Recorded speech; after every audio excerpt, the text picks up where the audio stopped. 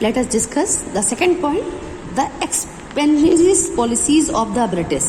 जो expenses की policies थी ब्रिटिश की, that all made all the Indian rulers suspicious. उसने क्या किया, जो इंडियन रूलर्स सस्पिशियस थे, मतलब वो शक की नज़रों से ब्रिटिश को देखते थे, ऑफ देयर इंटेंशन, उन्हें लगता था कि जो ब्रिटिश के इंटेंशन है वो सही नहीं है. नेक्स्ट है the British discontinued the policy of granting pension and titles to the Indian rulers. The British discontinued, British जो थी उसने डिसकंटिन्यू कर दिया था the policy of granting pension. Pension की जो पॉलिसी उसने पहले ग्रांटेड की थी वो उसने क्या कर दी थी, डिसकंटिन्यू कर दिया था. And the titles to the Indian rulers, पहले इंडियन रूलर्स को जैसे टाइटल मिलते थे जस्ट लाइक महाराजाधिराज, सम्राट, ठीक है, तो उसने जो ये जो टाइटल्स थे उस पर भी उसने बैन लगा दिया था. Which caused widespread distress and discontent, जिसकी वजह से बहुत ज़्यादा मतलब भारी मात्रा में डिस्ट्रेस एंड डिसकंटेंट बढ़ रहा था. फॉर इंस्टेंस नाना साहब the adopted son of Bajirao, जो कि नाना साहब जो कि अडॉप्टेड सन थे बाजीराव के, बाजीराव द्वितीय के, was described of pension and it's his title. उनको क्या हुआ कि उनको पेंशन भी उनकी बंद हुई और जो उन्हें टाइटल दिया गया था वो भी ख़त्म हो गया. ठीक है, तो ये पॉलिटिकल कॉजेस थे जिसकी वजह से भी 1857 में रिवॉल्ट्स स्टार्ट हुए थे. ठीक है, the first was the subsidiary alliance, खत्म हुआ डॉक्ट्राइन ऑफ लैप्स, और उसकी वजह से जो नेटिव किंग्स थे and princess of mayor subordinates, native rulers and जो चीफिन थे, सतारा के जो चीफ थे, झांसी के, संबलपुर, नागपुर एंड अवध के, they all were made to part of with their kingdoms in, उन्होंने अपने किंगडम को अलग अलग पार्ट्स में डिवाइड कर दिया था अनजस्ट मैनर में, और इसी वजह से रूलिंग क्लास अलग अलग डिस्प्लेस हो गई थी. और जो एक्सपेंशनिस्ट पॉलिसीज थी ब्रिटिश की, वो इतनी मतलब उन पॉलिसीज की वजह से जो इंडियन रूलर्स थे वो ब्रिटिशर्स को शक की नज़रों से देखते थे. उन्हें लगता था कि जो इनका इंटेंशन है वो रॉन्ग है. और जो British content and the policy of granting pension and titles वो भी उसने डिसकंटिन्यू कर दिया था. इस वजह से भी आपस में विद्रोह या आक्रोश बढ़ रहा था. अब सेकंड पॉइंट इज है इकोनॉमिक कॉजेस. अभी तक हमने क्या पढ़ा, पॉलिटिकल कॉजेस थे, तो राजनीतिक कारण थे. अब आता है आर्थिक. अब इकोनॉमिक कॉजेस क्या थे, the various land revenue policies introduce by the British. बहुत सारी लैंड रिवेन्यू पॉलिसीज थी जो कि इंट्रोड्यूस की थी, किसने की थी, ब्रिटिश ने की थी. Made the lifes of peasant miserable, जिससे कि जो पीजेंट्स की जो कंडीशन थी बहुत ही माइजरेबल हो रही थी.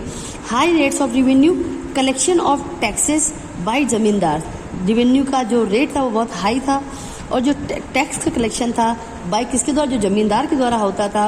And the operation of poor peasants created immense dissatisfaction, इसकी वजह से उनमें डिससेटिस्फैक्शन क्रिएट हो रहा था अमंग देम, किसके खिलाफ, ब्रिटिश के खिलाफ.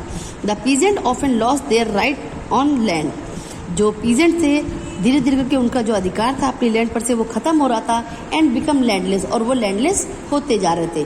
Famine also become a regular features in many places, जो फेमाइन थी यानी जो भुखमरी की कंडीशन थी, that was a become a regular features, वो एक रेगुलर, उसे हर साल आना ही आना था इन मैनी प्लेसेज, बहुत जगहों पर. The British even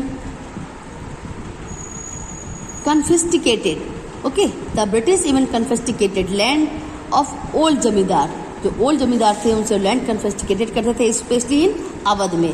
this added to the anti British sentiments. The artisans, अब आर्टिसंस में क्या था, द आर्टिसंस एंड क्राफ्ट्समैन, जो आर्टिसंस और क्राफ्ट्समैन थे, that were ruined become of the large scale important of cheap British manufactures goods. In contrast to them handmade goods and seemed very expensive, जो handmade good थे वो बहुत ज़्यादा expensive थे. As a result क्या हुआ, their demand decrease on the other hand, मतलब इसका मतलब जानते क्या, द आर्टिजन एंड क्राफ्ट्समैन जो थे वर रून्ड, वो रूइंड हो रहे थे यानी समाप्त होते जा रहे थे, पतन की ओर थे. Because a large scale important of cheap British manufacture good, क्योंकि बहुत ज़्यादा भारी मात्रा में जो चीप ब्रिटिश के मैन्युफैक्चर्स की जो ब्रिटिश के गुड्स थे वो मार्केट में आ चुके थे. In contrast to them handmade goods seemed very, और जो हैंडमेड थे वो बहुत ज़्यादा महंगे हो रहे थे, उनके चीप और कॉस्टली थे. दैट इज वाई रिजल्ट क्या हुआ, देयर डिमांड डिक्रीज, जो हैंडमेड क्राफ्ट था और उनके जो गुड्स थे उनकी डिमांड डिक्रीज होने लगी.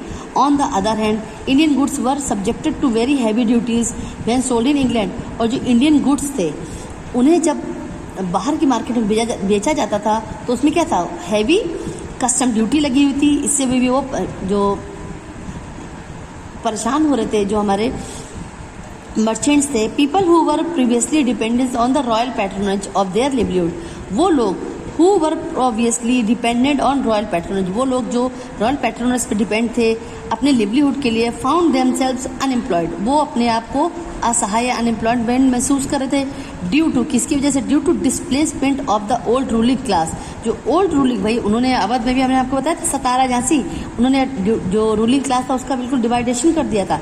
इसकी वजह से, डिस्प्लेसमेंट की वजह से, रूलिंग क्लास का, ओल्ड रूलिंग क्लास का डिस्प्लेसमेंट बनने की वजह से वो अब अनएम्प्लॉयमेंट हो गए थे, उनके पास कोई भी एम्प्लॉयमेंट नहीं था। The drain of the wealth and extremely slow pace of industrialisation, the drain of wealth, जो वेल्थ थी वो लगातार ड्रेन हो रही थी, यानी बह रही थी, with extremely slow pace of industrialisation की ओर, added to the economic grievances of the people. इसकी वजह से भी जो ये रीजन थे, ये that is the economic causes थे, किसके? हमारी रिवॉल्ट ऑफ 1857 के। Here are given a picture that is showing the custom of sati was abolished by the British. Social and religious, अब सोशल और रिलीजियस कॉजेज क्या थे? The interference of the British in the religious traditions and customs of the Indian communities, जो interference था British का हमारे religious, यानी हमारे जो रिलीजियस ट्रेडिशंस पे और कस्टम्स पे, ठीक है, इंडियन कम्युनिटीज में, made the Indians very insecure, वो उससे इंडियन अपने आप को बहुत ही इनसिक्योर फील कर रहे थे। As they fail to the comprehend to motives of the British, और वो समझ नहीं पा रहे थे कि ब्रिटिश का वास्तविक रूप से उनका मोटिव क्या है। Measures such as the abolition of sati, legalization of widows remarriage and introduction of women's education made the orthodox Hindu extremely restless। इसका मतलब ये था कि जो मीजर्स, वो मीजर जैसे कि एबोलाइजेशन ऑफ सती, सती प्रथा का समाप्त होना, लीगलाइजेशन ऑफ विडो रीमैरिज, जो विडो की विधवा विवाह दोबारा से हो सके इसका लीगलाइजेशन चाहते थे, and introduction of women's education, और वुमेन्स की जो एजुकेशन था उसका इंट्रोडक्शन हो रहा था। इस सब की वजह से जो ऑर्थोडॉक्स हिंदू थे, जो कट्टरपंथी थे, हिंदूज थे, वो बहुत ही रेस्टलेस हो रहे थे। दे व्यू देख रहे थे these measures as a threat to the establishment of social order and were convicted that the British were all set to destroy their religions. वो समझ रहे थे कि अगर ऐसा ही चलता रहा तो जो ब्रिटिश है वो उनकी पूरी तरीके से उनके धर्म को डिस्ट्रॉय कर देगा, समाप्त कर देगा। The attempt of the Christian missionaries, और जो अब उसके आगे कौन आ रहा था? क्रिश्चियन मिशनरीज आगे आ रही थी।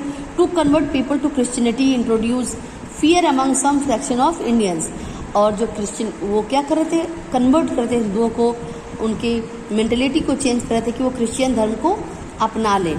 इससे भी लोगों में भय व्याप्त हो रहा था। Introduce fear among some section of Indians, इससे भी जो इंडियंस के जो कुछ सेक्शन थे उसमें लगातार डर हो रहा था।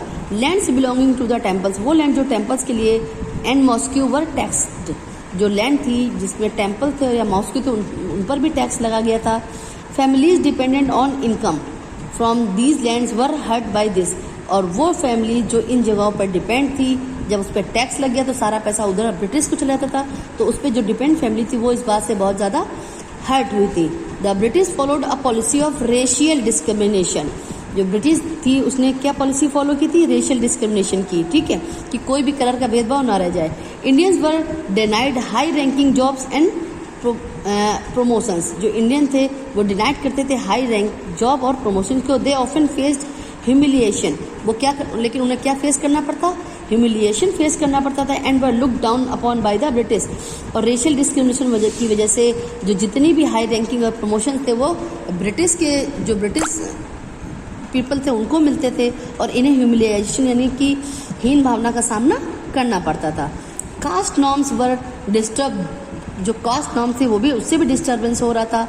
When Indians belonging to the different caste were placed together in the army, prisons and railway coaches, जो डिफरेंट कास्ट बिलोंग करते थे वो प्लेस्ड टुगेदर इन, वो कहाँ कहाँ पे उनको भेज दिया जाता था? आर्मी में, जेल में एंड रेलवे कोचेस में। Now why did the section of the Indian society oppose reforms which is the legalization, widow remarriage and the abolition of sati? ये क्यों नहीं हो सकता था? Time to think. Now next next point था हमारा military causes. The Indian sepoy comprises a major chunk of the British army. Okay, but they had various grievances against the British. लेकिन बहुत सारे ग्रीवेंसेज थे ब्रिटिश के खिलाफ. Indians were considered inferior by the British and hence were paid less than their European counterparts. They were often humiliated by their British officer. और उन्हें कम पे किया जाता था यूरोपियंस की अपेक्षा. दे वर ऑफन ह्यूमिलिएटेड, इसी वजह से ह्यूमिलिएट हो रहे थे बाय देयर ब्रिटिश ऑफिसर्स. अपने ब्रिटिश ऑफिसर्स के सामने उनको हीन भावना का सामना या नीचा देखना पड़ता था. The chance of promotion of Indians is army were also very limited. जो उनके प्रमोशन के चांसेस थे आर्मी में बहुत लिमिटेड थे. They could not rise beyond the level of the सूबेदार. यहाँ तक कि वो सूबेदार के लेवल तक भी नहीं पहुंच पाते थे. It become mandatory for new recruits to serve overseas by the general service establishment act. But according to the Hindus norms travelling overseas was caste taboo. ठीक है, ये बिल्कुल जो ओवरसीज में जो मैंडेटरी था, जो न्यू रिक्रूट्स थे to serve overseas by the general service establishment act 1856 के तहत. But according to the Hindu, लेकिन हिंदू नॉर्म्स के हिसाब से जो travelling overseas was a caste, कि जो समुद्र में जाना उनके लिए एक कास्ट सिंबल बना हुआ था. So students, today I have explain till here. In my next class I will explain the rest part of this chapter.